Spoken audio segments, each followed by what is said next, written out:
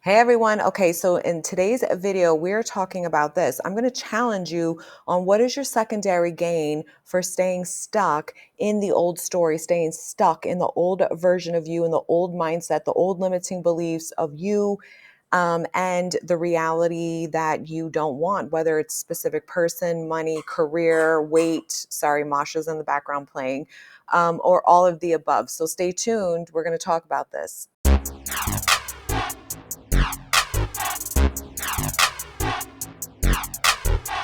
Hey everyone, my name is Kim Velez. I'm a conscious life and success coach, and I'm really happy to be here with you today. And if you're new, welcome. This is the channel where we talk about manifesting the life of your dreams, reprogramming your self-concept, and becoming the most amazing, unstoppable fucking version of you. So if that sounds good, make sure you like, share, and subscribe.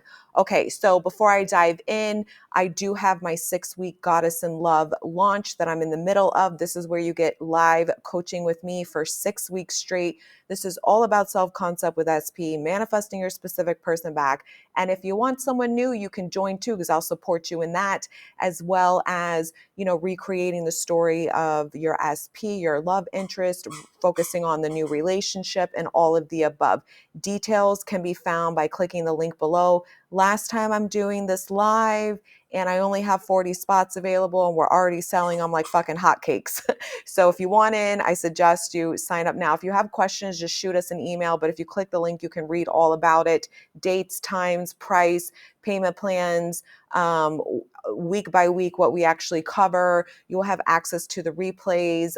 It's really amazing. I really love doing this Goddess in Love because people get massive shifts every time they do it with me. Okay, so let's talk about this. So one thing, when I used to do therapy, for those of you that don't know, I'm also a licensed mental health therapist. However, I do not practice therapy any longer, and I just do coaching and mindset transformation. But when I did, I did it for about 11 years, and I worked exclusively with post-traumatic stress disorder, addiction, grief and loss, trauma, you name it. If it was something that people really suffered and struggled with, I was there, had their back, and really got trained in all these amazing techniques and how to shift the mind and heal and all that stuff. Okay, so one of the things I used to say, and I was taught as a therapist, is we have a secondary gain for everything that we do. So we don't do things as humans because we don't get a gain from it. So what is a secondary gain? A secondary gain is also a benefit or a gain that you're receiving by doing something, thinking something, being something, acting a certain way, even if it's not something you deem as good. So we do this a lot in life. Like sometimes we can stay in really toxic relationships or abusive relationships. Well, what would be the secondary gain in that? Obviously, the person is like, I don't want to be abused. It doesn't feel good, right? But then why do people stay? Well, the secondary gain is it's more comfortable. I don't have the money. I'm scared if I left, what would happen, at least here, even if it's not what I want, at least I know what to face every day. Those are just some examples. We can come up with many more, but that's not what the video is about. So we always have a secondary gain in staying stuck, as well as a gain in moving forward. So when we look at manifesting specific person, when we look at manifesting the life of your dreams, when you look at reprogramming your mindset to reinforce a more favorable self-concept, because that is the key, because without good self-concept in that area, you won't be able to sustain the new belief system of the outside person or experience or reality that you desire. So the secondary gain that I get feedback from a lot of people, especially when they're not even aware that they're doing this, from the mindset version of manifesting the new self-concept, new relationship, new love story, new version of SP, is sometimes people do not know, one, that they're addicted to the emotional charge that is fueling in them by thinking these negative stories. They don't even realize that they're just so used to being this way that that's the only type of feeling that maybe they're used to feeling. Or some people, they don't really experience a high range of emotions. So sometimes just feeling that pain, that emotional suffering, the heartbreak, like all the nasty shits that's associated with poor self-concept and love, and then manifesting in those relationships that don't typically feel good. We get very used to that. We get addicted to the highs and lows of it. We get addicted to the toxicity. I know when I was in a really toxic, sick fucking relationship, like maybe 10 years ago at this point, maybe longer. I don't even know. It was a long time ago. Even though it fucking sucked, even though it was horrible, even though I felt like shit about myself, it was like the highs and lows of the drama of the toxicity was what kept me going. It was like, that's what I knew. I knew either, feeling really like on cloud nine with the person. And then literally the next thing was, being down, sunken into the ground, uh, of shitty experiences with the person. And then it was kind of like those spaces in between, trying to get back up here, and then correlating my mind with, once I got up here, the good space with them, I knew it would go back down, but then knew it would go back up. So it was like this way for me to get a drama fix. Now, why did I need that drama fix? Well, the version of me was so chaotic on inside and didn't love herself and had such a negative self-concept in love, and had these automatic stories happening, that I didn't know that, one, I deserved better, two, that I could get better, and three, that there was better. It wasn't even on my fucking radar, right? So how did I shift out of that? Well, that's another video. Watch all my videos on here, and you'll learn how to shift out of that mindset so you don't manifest in relationships like that. But it was practicing deciding, this is no longer what I want. Who's the version of me in my mind I am being, with or without this person, what my story of love is, and really working on healing and reprogramming my mindset so that I no longer drew that in. And I didn't. After that one, that was the last toxic one. And I still had work to do, because back then I didn't know law of assumption. I didn't know Neville Goddard. I didn't understand everyone is you pushed out. But just sharing that. So another secondary gain from staying stuck in your old story is you like being victim. Let's face it, it's fucking easier to be a victim mindset than to take responsibility and accountability for the things that are happening in your reality. I used to have a running joke with one of my friends, or a coach that was my friend. I used to say to her years ago, I was like, can we just have one day a year where I can go back and blame SP and blame everyone outside of me for why my life sucked or why I felt bad or whatever? And it was like a joke, but like I did feel like that in the moment. It was like, wow, this is a lot of responsibility. And it is. It fucking is, to sit here and decide and say and take ownership that you're the creator of your reality, you're causing the effect of your life, and that you are the one that's responsible to change your thinking in order to get different results, and that the answer is not to go outside of us and to keep pushing people or trying to manipulate people and get different outcomes, so that we get what we want by making other people jump and move and sing to a new song and dance so that we feel okay. Especially in our culture today, at least I can speak for American culture, it is fucking fueled with an unhealthy, toxic victim fucking mindset, like more than I've ever seen, ever in my 40 plus years of being on this planet. It's really fucking unhealthy and it's really tragic, but we're going to manifest that it gets better and people get it and, blah, blah, blah. So the secondary gain happens because it's easier to be a victim, right? Like, because fuck, I don't want to do this work. I don't want to take the effort every day. I don't want to have to monitor my mind. I don't want to have to change my programming. I don't want to have to find new ways to cope and deal with my internal emotional pain. I don't want to fucking have to go within and take responsibility for how I feel. I don't want to have to do that. There's a lot of people who are thinking like that. And I get it. It's not judging you. It's just taking ownership. Like, fuck, that's where I'm at. I'm not ready to be empowered. I'm not ready to step out of that mindset.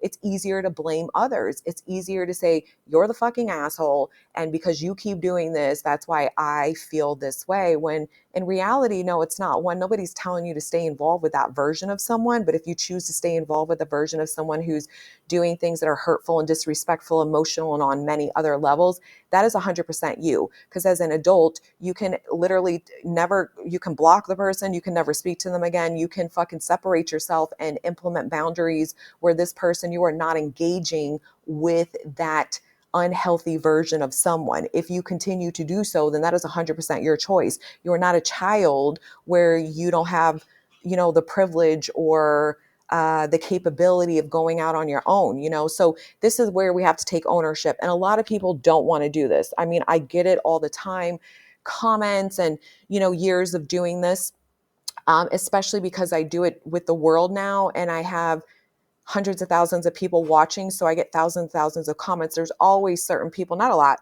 but there are certain people that still want to stay stuck in victim, and to each their own. I'm not judging. Like, you're just not ready for the message, right? The secondary gain is I don't have to change.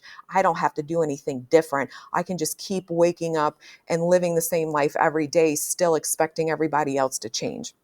Another secondary gain, right? And again, there's many of them. These are just a couple I'm throwing off the top of my head, but another secondary gain or benefit or reason why people don't want to reprogram their mind or persist in a favorable story, or even the ones that want to be super codependent still on their old self-concept, who is insecure and doesn't feel good enough and only wants to focus on SP, and doesn't want to do the self-concept work, then their secondary gain this is probably applying to, is they're waiting for someone or something outside of them to save them. This is really fucking common. The government, I need the government to fucking save me. Good luck with that. I think we've seen evidence, at least in the US, of this government not saving any but fucking body, okay? Like, that is not your answer. You're waiting for your knight in shining armor. Now, women, we have been programmed this since childhood with our fucking fairy tale stories of Cinderella and Snow White and all these things. Like, this knight in shining armor is going to be our prince and save us from our life, right? Good luck with that. I mean, you can manifest that, definitely, but it's just looking at the secondary gain of, I'm still waiting for something outside of me or someone outside of me to come in and make me know certain things about me, to come in and make me have an abundant life, to come in and make me, choose me, or manifest in choose me so that I know that I am special, right? Without them choosing me, then I don't know my worth and value. So that is fault too, because that just keeps you in the self-concept and the story of you not being saved, because you're still needing people to save you or following through somehow. And you never learn how to master your mind and become a master manifester and really empower yourself. So some people will probably push back and say, well, you can manifest a reality where people save you and give you everything you want. Yeah, but if you're manifesting a reality where you're confident and you're like, I don't got to do anything, people just come in and give me everything, that's a different mindset than someone who doesn't know their power and feels like their story is negative, right? Their story says, my life sucks until this happens outside of me. So those are two different mindsets we're talking about. And I'm talking about the secondary gain of, it feels more comfortable. Even Masha's playing and agreeing. Unfortunately, there's a lot of people that they don't feel good about themselves. They aren't empowering themselves. They'd rather blame others, like I said, or wait for, the government to come in and make them okay, or wait for their, parents to save them, or wait for, the SP to come in and do and say certain things in order for them to be feeling amazing and wonderful. And I mean, we can go on and on and on. So all of those things, and there's many more, can keep people stuck. And that's their secondary gain. It's about understanding that I'm doing this for a reason. Even if it's a reason that isn't in my best interest, I'm still doing it because it's giving me some type of benefit right now, even if it's not a healthy benefit. Like, even when we look at changing our food diet, right? Like, I know I eat pretty healthy, like a moderate diet, right? But in the past, I mean, like 9, 10 years ago, I used to be like 50 pounds overweight, and I was huge for me. I'm only 5'4", so to carry that extra weight was a lot, and I would yo-yo and go back and forth. And it wasn't until about 9 years ago, I changed my mindset and decided a new self-concept when it came to my body and my health. And I've never had the issue since. I've never gained that amount of weight ever again. So, but back then I can remember the negotiations I would have with myself, even though I wanted to eat different, even though I wanted to look different, even though I didn't want to weigh this certain number, my secondary benefit or my secondary gain from doing the same old patterns was, one, it was familiar. Two, it was a way I coped. I was a real big emotional eater.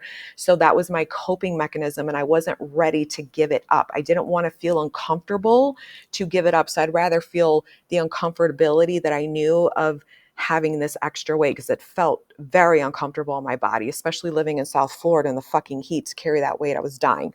So the secondary gain also was the effort it took to plan my meals differently. And then the other secondary gain I had to stay stuck, right, was there was an addiction to sugar that when I stopped, like I still would crave the sugar. I still would crave the processed foods and just the crap that I was eating. I didn't want to go through that experience, the physical withdrawals and mental withdrawals of dealing with those. So again, these are just certain examples that came to my mind, but there's so many ways we do this in life. So you really got to look at yourself. If there's a reason why you're refusing to look at your self-concept in an area where you don't feel good enough and you feel insecure in that area, and you're still focusing more heavily on the outside of you, trying to change. If you're someone who's not willing to put in the effort to pay attention to your mind throughout the day and reprogram it. If you're someone who would rather feel uncomfortable and stay stuck in the victim story and blame others and keep saying this shit isn't working, then you got to look at what is the secondary gain? Why am I choosing this for myself? Because we're choosing everything. Once you're aware that you can have something different, there's a choice you're making of why you're not having it different. And that's an internal personal choice that we all have for many different reasons, some the same and some different. All right, guys, we love you. Thank you for joining us. And I look forward to seeing you in my Goddess in Love. All right, bye.